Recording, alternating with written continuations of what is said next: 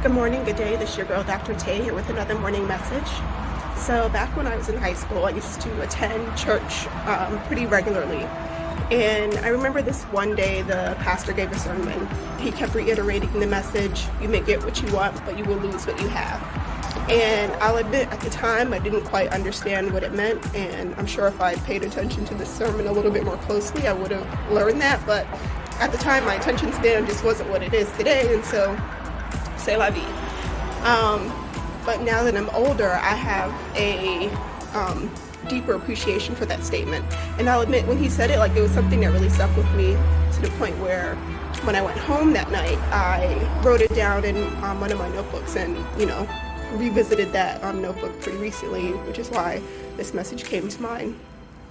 And I think how I understand that today is sometimes when we are looking to create some kind of change in our lives, we have to be prepared for any kind of loss that may follow it. And I guess the most simple example I can think of is when I was trying to lose weight last year, doing all of these different things to get healthy, to get back to where I was before. And I actually ended up going beyond that and exceeding my initial goals. And, I was really excited because, it's what I wanted. But what I didn't anticipate was the fact that I would be losing a lot of clothing.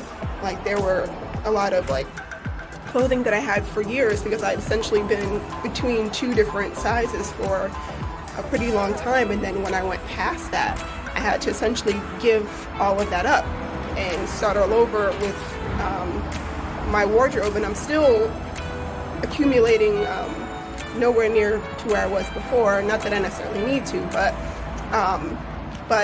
the point is that, there was a loss there. I lost all of those clothing, and granted, they went to very happy people who liked my clothing, so I'm excited about that. But that isn't something I necessarily was prepared for when I started my journey.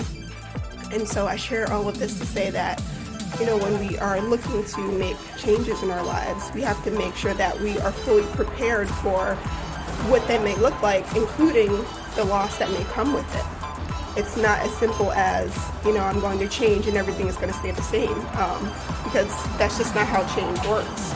And so as we are looking to make adjustments to our lives, to go through some kind of transformation, we have to make sure that we're willing to cut our losses in terms of, certain attributes about ourselves, in terms of relationships, in terms of materials.